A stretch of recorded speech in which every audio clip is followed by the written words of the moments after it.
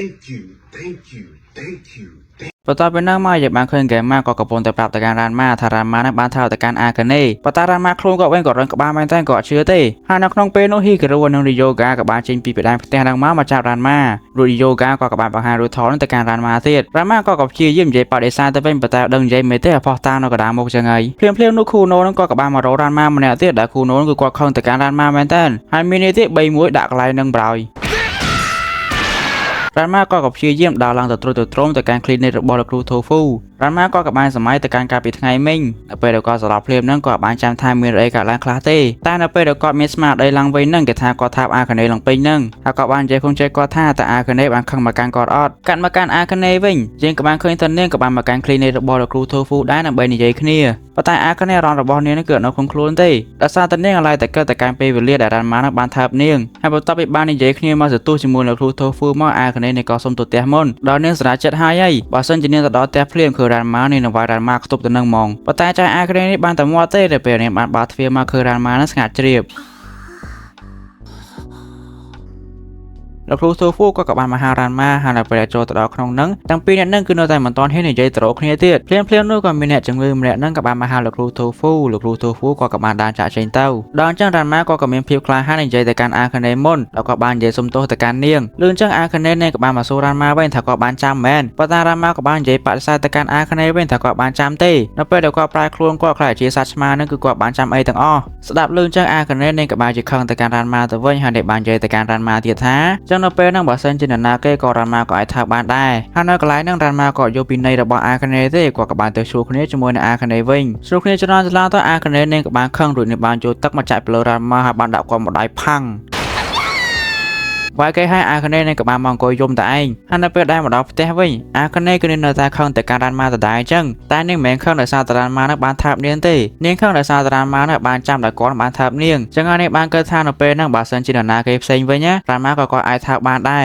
មិនចាំបាច់ជារូបនាងទេកាត់មកការរ៉ានម៉ាវិញក៏បំរុងនឹងចូលទៅងុយទឹកទៅហើយប៉ុន្តែភ្លាមនោះក៏មានសត្វឆ្មាមួយក្បាលវាក៏បានចូលមកក្នុងបន្ទប់ទឹកនឹងដែរដល់ឃើញយើងទៅរ៉ានម៉ាគឺគាត់មានការសន់ស្លោមែនទែនគាត់ក៏បានរត់ចូលទៅក្នុងទឹកក្តៅនឹងបរោយហើយសត្វឆ្មានឹងវាក៏បានរត់ចូលទៅតាមគាត់ទៀតដល់ចាយសាំភូនឹងគឺនាងបានមករ៉ានម៉ាវិញហើយនាងក៏បានដឹងដល់ការពិតទៅថារ៉ានម៉ានឹងគឺជាមនុស្សប្រុសសោះមកនិយាយកុហកនាងឯណារូបនាងនឹងក៏បានហក់ទៅអោបរ៉ានម៉ាហើយរ៉ានម៉ាដែលសារតែគាត់គឺជាសភាពបរិសុទ្ធចឹងទៅគាត់ក៏បានស្រែកឬសម្ដែងរបស់រ៉ានម៉ាអញ្ចឹងអាកាណេនឹងក៏បានចូលទៅមើលដល់ព្រឹកស្អែកឡើងរ៉ានម៉ាក៏ចង់ទៅនិយាយសុំទោសទៅកាន់អាកាណេទៀតប៉ុន្តែអាកាណេនឹងបានប្រាប់ទៅកាន់រ៉ានម៉ាថាអ្នកបានខឹងទេនៅពេលរ៉ានម៉ាក៏កំពុងតែហោះលើអាកាសហ្នឹងក៏មានលោកយាយម្នាក់ហ្នឹងក៏បានហោះអវាប្រហារមកលើគាត់ហើយលោកយាយម្នាក់ហ្នឹងក៏បាននិយាយទៅសារទៅកាន់រ៉ានម៉ាទៅថារ៉ានម៉ាហ្នឹងគឺពិតជាប្រកែកមែនហើយមុនពេលដែលគាត់ចាក់ចេញពីកន្លែងហ្នឹងគាត់ក៏បានហៅទៅកាន់រ៉ានម៉ាថាជាកូនពិសារបស់គាត់កាលមកកាន់ផ្ទះរបស់អាកាណេវិញជាបានឃើញថាចាយshampooក៏នាងបានយកមីមកកន្លែងហ្នឹងច្រើនមែនតើដល់នាងបានថានាងមកជប់លៀងដោយសារតែនាងហ្នឹងក៏បានរស់នៅកន្លែងហ្នឹងដែរគឺមកពីនាងបានបើកភោជនីយដ្ឋានមួយនៅចិត្តនឹងឯង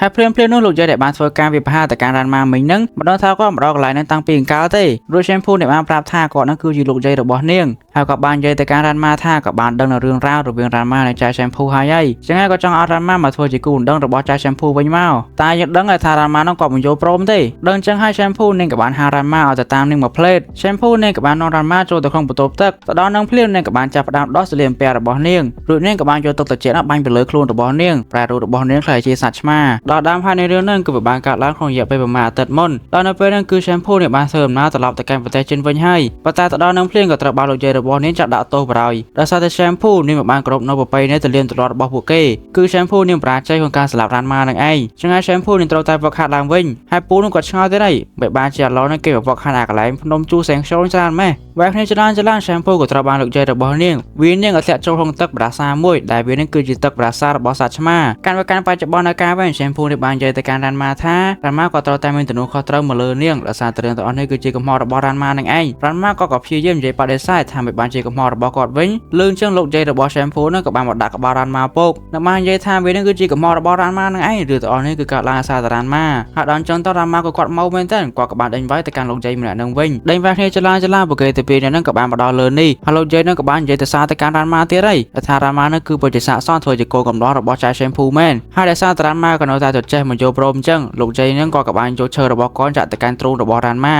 ហើយក៏បាននិយាយប្រាប់ទៅកាន់រ៉ាន់ម៉ាថានៅក្នុង2 3ថ្ងៃទៀតនេះរ៉ាន់ម៉ានឹងមកវល់គាត់សូមធ្វើជាកូនកន្លោះរបស់ចាឆែមភូជាមិនខានឬគាត់នឹងក៏បានចេញពីកន្លែងហ្នឹងទៅអត់ដឹងថាលោកជ័យនឹងបានធ្វើស្អីទៅលើរ៉ាន់ម៉ាទេបន្ទាប់ពីហ្នឹងមករ៉ាន់ម៉ាក៏បានទៅរៀននៅធម្មតាប៉ុន្តែភ្លាមៗនឹងចាឆែមភូនឹងក៏បានមនីហៅរ៉ាន់ម៉ាដល់កន្លែងហ្នឹងទៀតហើយលោកជ័យរបស់ឆែមភូក៏បានមកកន្លែងហ្នឹងនិយាយឌឺទៅកាន់រ៉ាន់ម៉ាទៀតនិយាយឌឺឆ្អែតឆ្អន់ហើយលោកជ័យនឹងក៏បានចេញពីកន្លែងហ្នឹងទៀតទៅហើយដោយសារតែសាមពេកហ្នឹងរ៉ាន់ម៉ាក៏បានយកដុំដៃនៅចិត្តហ្នឹងធាក់ទៅកាន់លោកជ័យហ្នឹងប៉ុន្តែនៅក្នុងពេលនោះក៏មានបរិសុទ្ធចល័យមុខម្នាក់គាត់ក៏បានបកកាវដៃដែលជា2បាតឡើងសាហាវ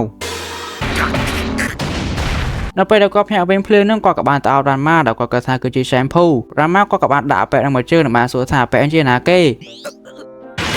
ព្រោះមាននឹងគាត់ក៏បានណែនាំឈ្មោះរបស់គាត់ដែលគាត់មានឈ្មោះថា Moose និងបានថាគាត់នឹងគឺជាអនាគតកូនកំឡោះរបស់ចៅ Shampoo ស្ដាប់ឮអញ្ចឹងលោកយាយរបស់ Shampoo ក៏បានត្រឡប់មកកន្លែងនឹងវិញហើយគាត់បាននៅនិយាយប្រកែកជាមួយនឹងអពេ Moose នឹងថាអពេ Moose នឹងគឺគាត់បានចាញ់ទៅកាន់ Shampoo ម្ដងកាលនៅពីក្មេងចឹងហើយចាញ់ដឹងចាញ់ច្បាប់គឺជាច្បាប់តែចាញ់ចឹងហើយ Moose គាត់មិនអាចមកស្រឡាញ់គ្នាជាមួយនឹង Shampoo បានទេនិយាយគ្នាច្រើនទៅ Moose ក៏បានដឹងថារ៉ាម៉ាគាត់មានគូរំដឹងជាអាខនេហើយចង់ធ្វើជាកូនកន្លោះរបស់ចៅ Shampoo ទៀតដឹងចឹងហើយ Moose គឺគាត់មានការខឹងសម្បាមែនតើគាត់ក៏បានហត់ទៅធាក់រ៉ាន់ម៉ាបដ ாய் រ៉ាម៉ាគាត់ក៏ព្យាយាមនិយាយបកស្រាយទៅកាន់ Moose ដែរបើតាបែបហ្នឹងស្ដាប់សោះ Moose គាត់ក៏បានធ្វើការព្យាយាមធាក់ទៅកាន់រ៉ាន់ម៉ាបើតារ៉ាន់ម៉ាក៏អាចកិច្ចបានទាំងអស់ដល់អញ្ចឹងទៅ Moose គាត់ក៏បានប្រើប្រាស់នៅក្បាច់របស់គាត់ Shampoo នេះក៏បានប្រាប់ទៅកាន់រ៉ាន់ម៉ាឲ្យរ៉ាន់ម៉ាប្រយ័ត្នខ្លួនផងដោយសារតែ Moose នេះគឺគាត់ប្រកែកណាខាងលះអាវុធនៅឡើងពេញខ្លួន Moose គាត់ក៏បាននិយាយថា Shampoo នេះបាននិយាយត្រូវហើយឬគាត់ក៏បានបង្ហាញនៅអាវុធរបស់គាត់ដែលគាត់លាក់ក្នុងអាវរបស់គាត់ទៅកាន់រ៉ាន់ម៉ា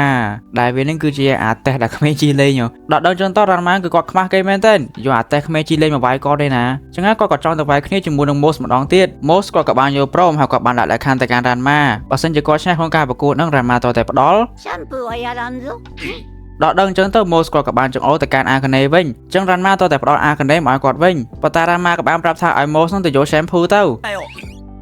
Moose ក៏បាននិយាយឌឺទៅកាន់រ៉ាន់ម៉ាទៀតថាឡងរ៉ាន់ម៉ាក៏ខ្លាចមែនម៉ៃប្រគួតគ្នាក៏បានដែរក៏ដឹងថាណាគេជាអ្នកឈ្នះបាត់ហើយដល់លឺចឹងទៅរ៉ាន់ម៉ាក៏រៀមមួមកដែរហ្នឹងអាមិនតន់បានវាយគ្នាផងមកមើលងាយឯណាបន្ទាប់ពីបានចាក់ដល់កំហឹងរ៉ាន់ម៉ាផ្ទុះចឹងហើយ Moose ក៏បាននិយាយទៅថាវានឹងគឺជាពាក្យសន្យារវាងកូនប្រុសចឹងអត់មានលេបពាក្យសម្ដីអីទេរ៉ាន់ម៉ាក៏យល់ស្របទៅនឹងពាក្យសម្ដីរបស់ Moose ដែរដល់ពេលយកមកដល់ផ្ទះវិញអាខនេនឹងកំពុងតែនិយាយល្អទៅកាន់បងស្រីខាងសមីថាប្រូវាអ្នកនោះវាយគ្នាអីក៏វាយទៅមកយកនឹងទៅពាក់ព័ន្ធអីណាខណៈពេលដែលពួកគេកំពុងតែនិយាយគ្នានឹងក៏បានលើសម្ដីរបស់រ៉ាន់ម៉ាទៀតហើយខាងសមីនិងអាខនេនឹងក៏បានទៅមើលរ៉ាន់ម៉ាហើយរ៉ាន់ម៉ាក៏បានចង្អុលទៅកាន់ទឹកដែលគាត់ថាទឹកក្តៅខ្លាំងណាខាងសមីនឹងក៏បានទៅពិនិត្យហើយនឹងបានថាមានក្តៅណាក្តៅតិចតិចហ្នឹងក្តៅតិចតិចណានៅពេលដែលគាត់យកទឹកនឹងមកចាក់លើខ្លួនគាត់ដូចជាយកភ្លើងមកដូចគាត់ទាំងរស់អញ្ចឹងភ្លាមៗនឹងលោកយាយរបស់ Shampoo នឹងក៏បានបង្ហាញខ្លួនទៀតហើយនឹងក៏បាននិយាយប្រាប់ទៅកាន់រ៉ាន់ម៉ាថារ៉ាន់ម៉ានឹងមិនអាចប៉ះទឹកក្តៅបានម្ដងទៀតទេដោយសារតែគាត់នឹងគឺបានដាក់ក្បាច់ស្អីគេទៅលើរ៉ាន់ម៉ានៅពេលដែលគាត់បានយកឈើរបស់គាត់ចាក់ទៅកាន់ទ្រូងរបស់រ៉ាន់ម៉ាអញ្ចឹងហើយបើសិនជារ៉ាន់ម៉ាក៏ចង់ខ្លាយខ្លួនខ្លាយជាមនុស្សប្រុសម្ដងទៀតក៏ត្រូវតែយកព្រមធ្វើជាកូនកន្លោះរបស់ចៅ Shampoo លឺចឹងហើយអាខនេនឹងក៏បានចាត់ទានរ៉ាន់ម៉ានឹងមកនិយាយគ្នាបរយឥឡូវរ៉ាន់ម៉ាក៏គិតមិនអាពាក្យសន្យាកូនប្រុសជាមួយនឹងប្រូ Moose នោះឥឡូវហ្នឹងក៏ប្រែខ្លួនខ្លាចជាមនុស្សប្រុសហត់ការទេមិនយកអនាគតរបស់នាងទលេសើអញ្ចឹង